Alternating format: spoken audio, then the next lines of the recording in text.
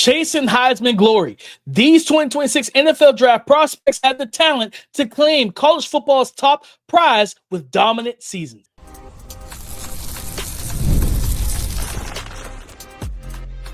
You are Locked On NFL Draft, your daily podcast covering the NFL Draft. Part of the Locked On Podcast Network, your team every day. Welcome back to the Locked On NFL Draft Podcast, your daily podcast covering your favorite draft prospects, part of the Locked On Podcast Network, your team every day. I'm your boy, Damian Parson. I'm an NFL draft analyst with Bleacher Report. That's my guy, Keith Sanchez. He's the director of scouting with the Draft Network and 2019 national champion with those LSU Tigers. And as always, thank you for making Locked On NFL Draft your first listen today and everyday shot for being our everydayers. Guys, we're going to talk about the Heisman, those draft-eligible Heisman candidates. We're going to talk about our favorites, those runner-ups right below the favorites, and the dark horses that you need to know about heading into the 2025 college football season and the 2026 NFL Draft. But before we can get into that, today's episode is brought to you by FanDuel. Football season is right around the corner. Visit the FanDuel app today and start planning your future bets now. Heisman draft-eligible Heisman favorites, Keith. And I kind of did this at over at Bleacher Report. I did a stream about this. My number one guy was Cade Klubnik from Clemson. My number one guy is Cade, and it's the simple fact of the talent that he is, but also the team that he's on. As Travis Hunter and Ashton Jeanty both proved last year, it's not just a quarterback award. We will give it to somebody else that's outstanding. But I think this is the year when you look at a team that's destined for a deep playoff run, a team that's probably destined for a national championship run, a team that we haven't seen in the national championship game since I think they lost to LSU. I think since they lost to you guys and everything. Well, that was Trevor Lawrence, if I remember correctly. Yeah. So it's been quite a while since they've made it back to the big dance.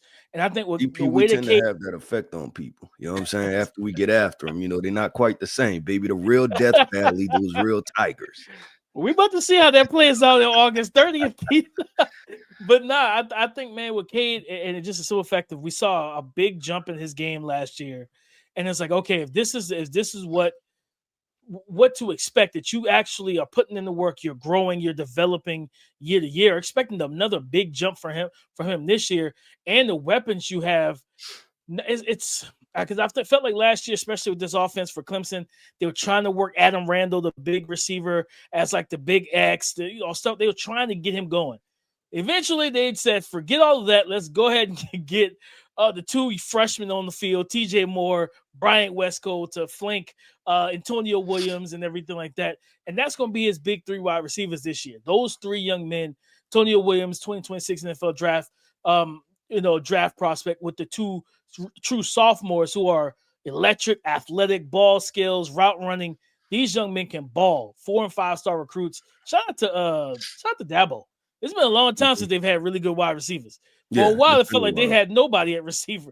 Now they got some dudes. Yeah, because what happened was they went for a body type, and then they overloaded on that body type, right? And it's been a while. After the quarterback is no longer there that relied on that body type. Yeah, 100%. And now they're finally adding some versatility, right? Like some 5'11" guys. You almost seen Alabama do that same type of shift, right? Remember, it was a period of time when like Julio Jones was there. They had a lot of tall wide receivers, right? And then they shifted to the Jalen Waddles, the Devontae Smiths, the Jerry Judys. Then it was no wide receiver over 6'3" and no wide receiver above 100. No jump ball guy.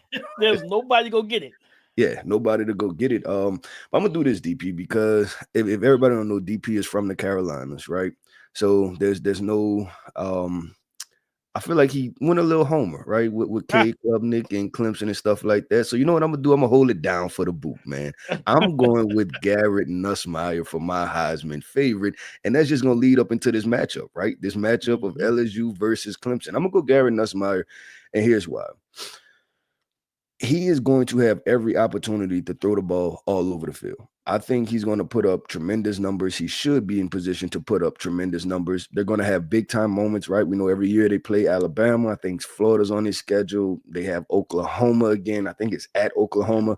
And then this wide receiver core. All of talks, what I've been hearing is like, listen, they got 8 guys that can flat out go.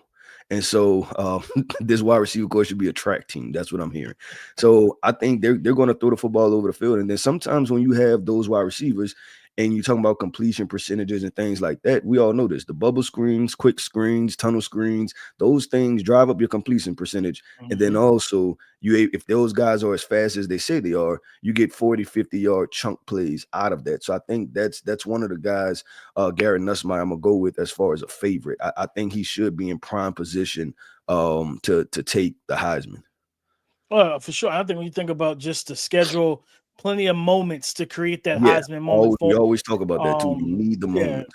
You need the moments. That's a big thing. And I think even with going back to RG3, right? I think that Baylor team lost 3 games that year. Like it might have been, Yeah, I think they lost 3 games that year, but he still won the Heisman because he had enough moments to go along with that. Mm-hmm. No, 100%. I remember the what was it, the rollout to the left, the throwback to the right for the touchdown. And it's like, I think that was the game winner or whatever the case is. Like, yep, that's kind of how you set yourself up with moments, right? And I think, for me, is you said it when we were, because, for those who haven't checked the archives, last couple of days we were going through QB prospects and stuff like that. We started with Cade, talked about Garrett Nussmeier, and we yesterday we dropped Drew Aller. And during the Garrett Nussmeier, you said one thing you said at the end was that you trust him more. I'm on the opposite. I trust Cade more because of the turnover worthy plays that comes from Garrett. I think if he cuts that down, then I can that trust. I mean, I trust him, but it's like I need to trust you to it, because I think we talked about, like, once he hit that middle part of the schedule last year and his hype started to grow, that's when his play started to kind of go in the tank a little bit. Yeah. And he got really bad with protecting the football. Because when you play the Alabamas, right, they got Ty Simpson, who's like a 4-star recruit, who talked about him on Bleacher Report, I think it was 2 weeks ago, and the fact that he's probably a better fit for Kalen DeBoer's offense and how he wants to run it.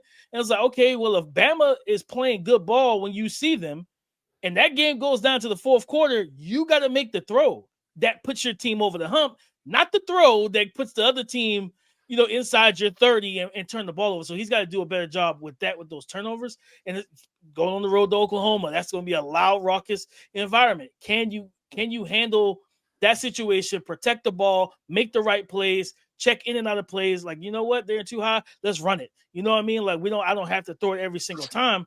That's going to be a big thing for me. And when I look at Cade, to go back to Cade, I think for him, that rushing ability, that upside as a runner, where you can absolutely see him having double-digit rushing touchdowns because he's that level of an athlete, especially in the red zone where he makes you play 11 on 11 because it opens up the playbook. You can run QB keepers, QB zone read, or if he drop back and doesn't see it, he can turn it into a QB draw all on his own. And he's done that. So it's like now once that Texas game, he played fairly well in that game, and he started hitting his stride, finding his stride that game. It just was like the defense couldn't get a stop when they needed to get a stop. Like Steve Sarkisian was like, hey, I know how to scheme up this run game. I'm going to keep putting points up.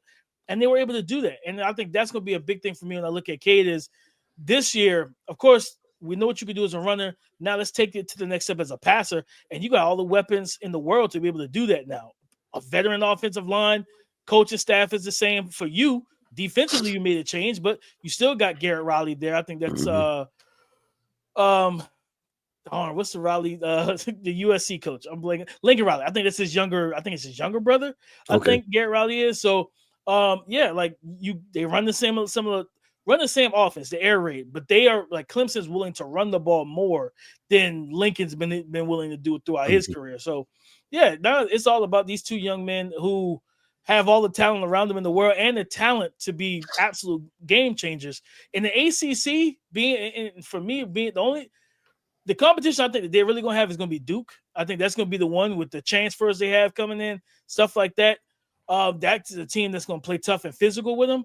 But out of that, I think that they should not call it a cakewalk. They should win this win this conference. And if you win the conference, that's an automatic bid to the playoffs, right? You run the table, you 12-0. Cade's balling out. It's going to be really hard not to hand him that Heisman if that is the end result for their regular season. Yeah, no, I'm with that. And I could see the path, like you said, for Cade Klubnik because it's I don't want to call it a safe, but it's it should be a high floor situation, right? Like you feel like with everything kind of encompassed together, like at the very worst, he should finish top 3 to 5, just because of everything, all of the different factors, whether the controllables and uncontrollables, they seem that you can kind of mitigate risk with them. But DP, let's do this, man. Let's have some fun. We talked about our favorites. I went Garrett Nussmeier, you went Cade Klubnik. There's no surprise there. Let's talk about the runners up, right? The runner up, right? Those prospects who, may be a little bit off the beaten path, right? That are not the front runners, that are not the favorites, but we think have a clear shot. So let's talk about the runner-up prospects for Heisman coming up next. This episode is brought to you by FanDuel, America's #1 sportsbook. August 26th is officially FanDuel Futures Day, a brand new holiday for football fans who live and die and love for bold predictions and preseason hunches. For just 24 hours, FanDuel is giving you deals on NFL season predictions. So whether you're calling your shot for your MVP, eyeing a long shot division winner, or you are ready to crown your Super Bowl champion before week 1 even kicks off, if so, this is your moment. And you can be like me. You can move boldly. You could be brave and not afraid and crown your champion right now in August. I'm picking the Baltimore Ravens to walk out of the 2025 NFL season as the Super Bowl champions. Visit the FanDuel app today and start planning your future bets now, because Futures Day is one day and one day only. FanDuel, play your game. Draft eligible runner-up prospects for the 2025 Heisman Award in college football. Keith, I truly think it could be Caleb Downs out of Ohio State. I'm glad you went there, because I was going to wait to the dark horse conversation, because I wanted to ask you too. Do you think you said Caleb Downs, but I wanted to ask you, like, is there a defensive prospect that can win it this year, right? Like, because I was looking at some of the names and I was just like, I'm not quite sure. But Caleb Downs, get into Caleb Downs. Why you think he's a runner-up? Yeah, I think his ability to. I'm gonna say this, Keith. I think he could have a Tyrann Mathieu type of season, because of the fact. Remember, Tyrann also returned punts. And he was electric as a punt returner as well. So not only did he prevent you from scoring, he scored. So it was like Caleb Downs is the same thing. I don't think they're going to give him any run on offense, because they don't really need to and everything. Right. He's athletic enough to do it and play some receiver. I don't know. Now, the one defensive player, he's not draft eligible because I think he's a true sophomore, is a kid from Minnesota, Coy Perch. They're already setting him up. He's their start and safety. They're set because he's a high-end athlete who also plays receiver. So they're trying to turn him into the next Travis Hunter and let him split both ways, I think almost full time. So we'll see how that plays out, but different position than corner. He can kind of sit at the back of the defense, but he's not draft eligible. So we're not going to give him too much shine on this show, but outstanding young player. But I think with Caleb Downs, his ability to wear the different hats in that Ohio State defense, a guy that came over and helped their defense immensely. Like, soon as Nick Saban retired, he was like, yep, I'm out. I'm going in the portal. Ryan Day said, yeah, I need to make it happen. What do we need to do to get it done? And then you factor in his plays playing the slot, play too high, take the ball away, the instincts, the coverage ability. And even though he's not, I think he's listed like 5'10", 5'11", somewhere in there. And he's probably around, I would say probably 5'10". I don't think he's no taller than that. But he still tackles in open field. And then when you're talking about being able to stop your offense and you punt the ball to him, and now he starts converting some of these punts into touchdowns and flips all of the momentum where you score and your offense doesn't even have to touch the field. That's the type of stuff that for Heisman voters, and you're at a blue blood school who just won the national championship. It's the storylines, the moments. Think about being up against Michigan or whatever the case may be, and especially Michigan. You have lost to Michigan, 4 straight years after dominating that matchup for so long. If he goes out here and has one of those type of performances where he's picking off the young freshman, he's returning a punt for a score, maybe he returns an interception for a score, as a defender, he has his chance this year to make a few moments Heisman-wise. Yeah, so that's a very interesting take because, like I said, when doing this right and preparing for the show, I'm going through the defensive guys and I'm like, man, who could do it? And the one name that I did come across was Caleb Downs. I'll Yeah. say this, because you talked about the Tyrann Matthew situation, right? Mm-hmm. What people are going to say, I guess, to kind of knock that argument, and it was flat out wrong. But I think even that same year, DP, I think Tyrann finished 5th in He did. Heisman He did. voting, He which did. is ridiculous at the end of the day. I think Because he we've come a long way now, though, Keith. I think no, we've come a that's long what way. I was about to get to that point. But I Yeah, think that we tried to right our wrong, or the Heisman absolutely. voters tried to right their wrong with the defensive guys and at least give them a little bit more credit, right? Got to. Yeah, you have to. Got So to. I think he does have a shot, DP. If he can find a way to get his hands on a football, that's the one thing is Yeah. that with him, the interceptions, They right? gotta, He got to gotta find pick a it way up. to, yeah, it got to be the interception or it's got to be forced fumbles, right? Like you got to Mm-hmm. get the strip rips. You got to be things like that to become a turnover Hey, watch some machine. of that Tyrann Matthew. The nickel blitzes and stuff he used to do coming off Yep. the edge, where you don't see him backside and he hits your quarterback and strips him. You kind of got to get in that little bit in the back. Go back into the Wayback Machine and pull some of that Tyrann Matthew out of your game, because that's what it's going to take, especially with all the quarterbacks and stuff. It's going to take a little bit of that from a defender, especially in the secondary. Yeah, 100%. I'm gonna go with this, DP. I'm gonna go with our guy, and we've talked about him a lot. We probably talked about him enough that he's not even he's definitely probably not a dark horse. But John Mateer from Oklahoma, I just really like the way this guy plays from an equation of winning the Heisman, right? The flash plays, because we know this that Yeah. every Heisman winner isn't necessarily the top NFL draft prospect, right? Mm-hmm. It's more so, can you make some exciting plays and get the people excited, get the most people excited when the most people are watching, right? Like that's usually your equation for winning the Heisman. And then you look at this, he's at Oklahoma, right? So you're talking Baker, you're talking Collar. I can't remember if Sam Bradford won it, right? I mean, they have a lineage of quarterbacks that have won the Heisman over there. So if there's any place where you feel like, you know what, I'm gonna sign up to go do this, it's at Oklahoma, right? Yeah, Like I got a shot just because of the name. For whatever reason, Heisman voters don't mind voting the Oklahoma quarterback. They, you kind of have a bit of a lead going into that. So I'm gonna go with John Mateer because I think they have a pretty solid wide receiver core. I know they've lost some guys, but they have some guys returning. And then he's just that playmaker. Like I could just see him in the Red River rivalry making some things happen. They're in the SEC now. Like I said, I think they have LSU coming to wrap up the season. They have LSU coming to them. You talk about a shootout with him and Nussmeier getting after it. I can't remember 100%, but I think they play a Florida team. So you got him versus Delagway. There are a lot of intriguing storylines for this Oklahoma team, to where I think that John Mateer, if he plays well, he can be one of those guys that you say runner up, like he can get the invite to go to the Heisman ceremony. And it's crazy, Keith, because even before he gets to LSU, he September 6th, 7:30 p.m. Eastern, they host Michigan. So you get Michigan to come into your crib. I forgot about that. It's week 2, right? Like, I think so. It's week 2. Yep. So like you get to kick off a Heisman campaign if you go out there against a Michigan. Like you're at home. Everybody's gonna be watching because of the young quarterback at Michigan, Bryce Underwood. Well, 10 million or something like that for NIL or something crazy like that. Yeah. Like, you know what I mean? Like, yeah, everybody's gonna be watching for that young man and trying to see if Michigan can put themselves back on the path to being in the national spotlight for the CFP, things like that. And that's a big time game for Michigan, because you got to go on the road with the young fella. You know what I mean? You got to go on the road with the freshman. And for Mateo to go out there against one of the better defensive coach teams and teams in terms of defensive talent, they always have dogs at every single level. D-line, linebackers, corner, and safety. They always have NFL draft prospects. So being able to set your season off on not just the right foot, but like a sprint with a big game against Michigan, like, oh yeah, that means a lot, Keith. I'm gonna go to one receiver, because I was trying to think of receivers not named Ryan Williams or Jeremiah Smith, because those guys aren't draft eligible.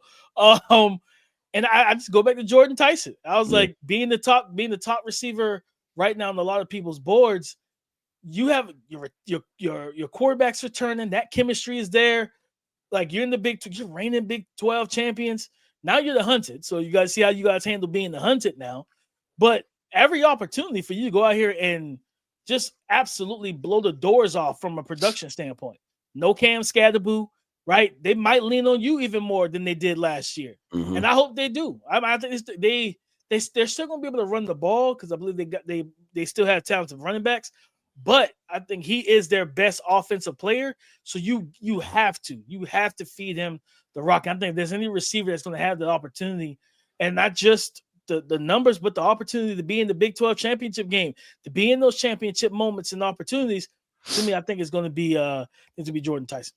Yep. Well, DP, let's do this, man. We're wrapping this show up with some dark horse guys, man. We are getting in our bag and telling you the guys that are completely off the radar, put them on your radar for Heisman prospects. We're talking 2026 NFL draft prospects. Talk about that coming up next. Most people can't name all their financial accounts or even what they're worth, whether it's 401ks, properties, or investments.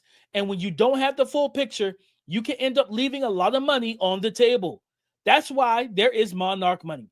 It's an all-in-one personal finance tool that brings your entire financial life together in one clean and easy to use interface on your laptop or on your phone. Monarch does the heavy lifting for you.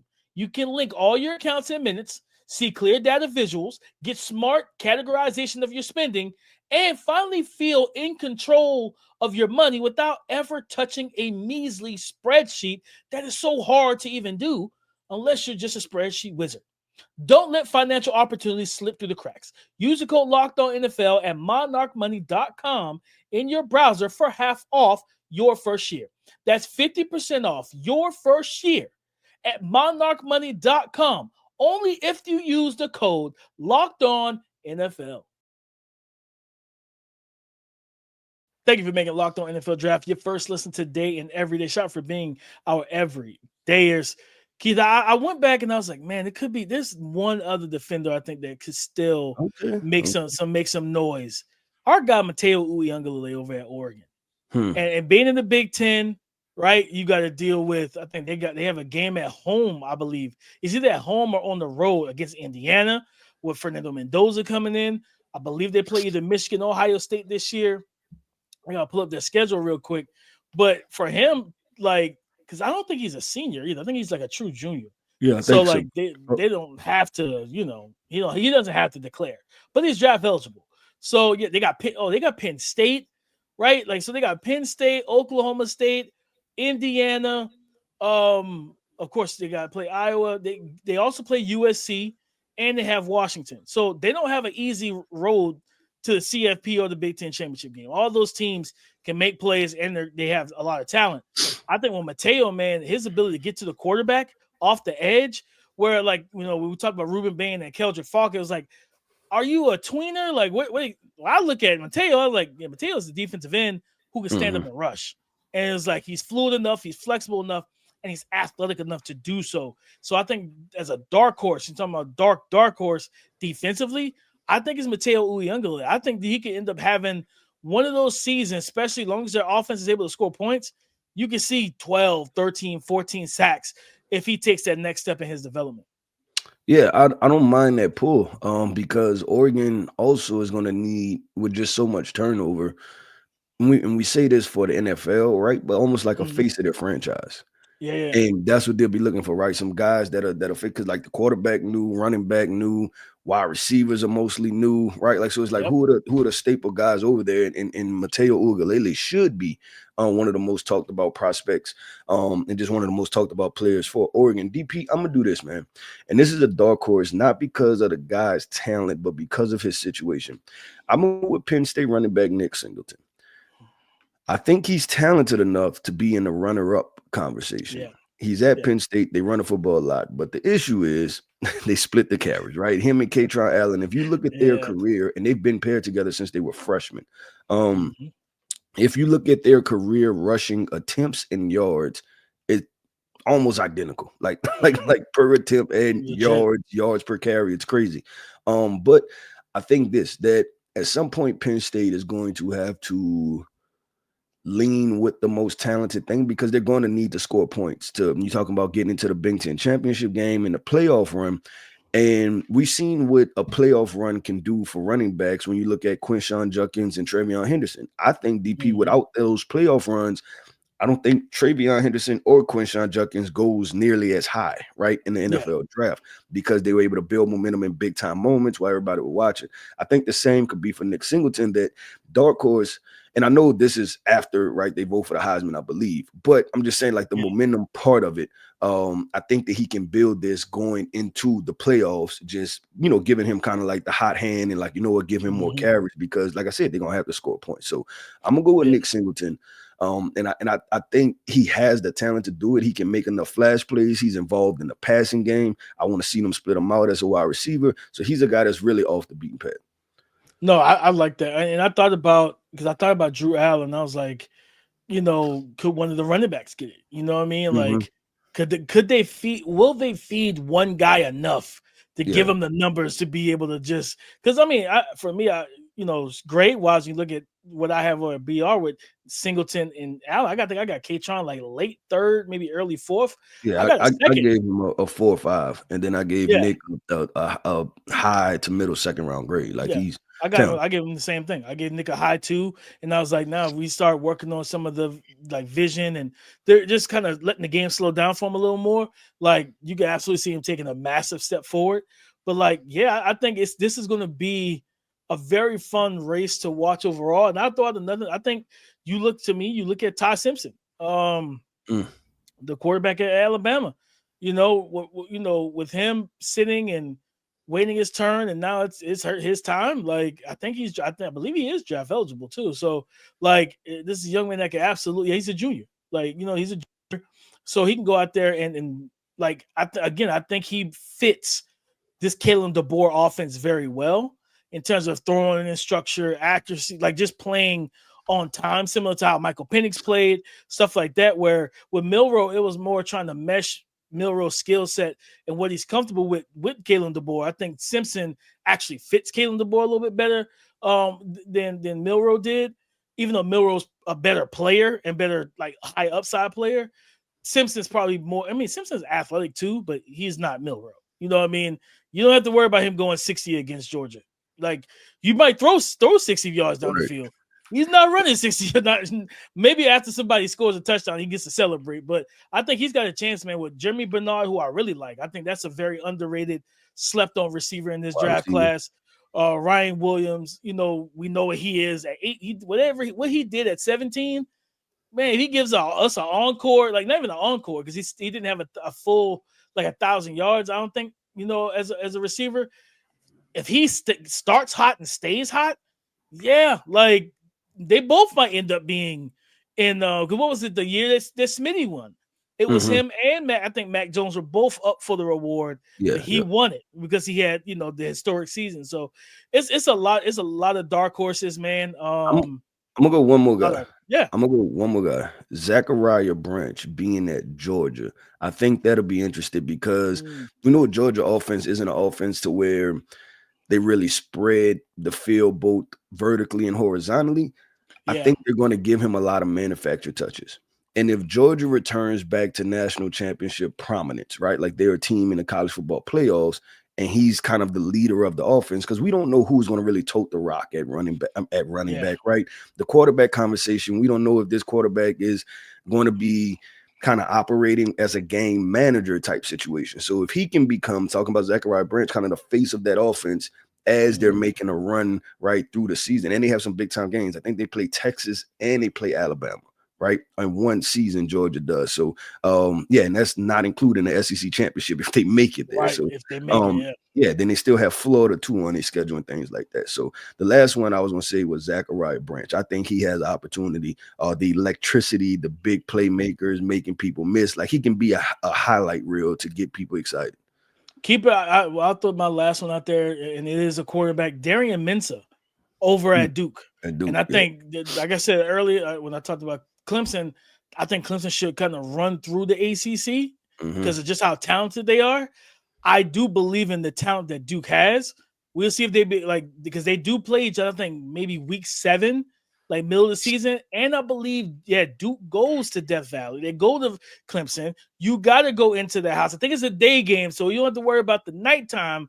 I think they got to go during the day, like maybe 3:30 kickoff or something like that. But I think if he can go in there and provide an upset and play well, the rest of the ACC will be up for grabs. And now you can potentially, you got SMU and stuff like that. But if he plays at a high level all season and gets that high categorized win, that like polarizing win on the season when no one's really talking about Duke at all, I think he got a chance to put his name in the hat. Yep, I like that with DP. That wraps up another episode, man, of the Locked On NFL Draft Podcast. I want to end this podcast all by saying shout out to my everydayers.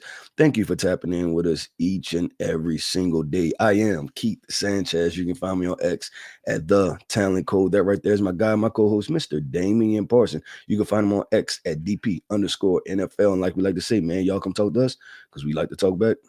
Go subscribe and follow for free on YouTube, wherever you listen to podcasts, to get the latest episode as soon as it is available. Coming up on tomorrow, guys, on Friday, we get the Friday before week 0 kicks off.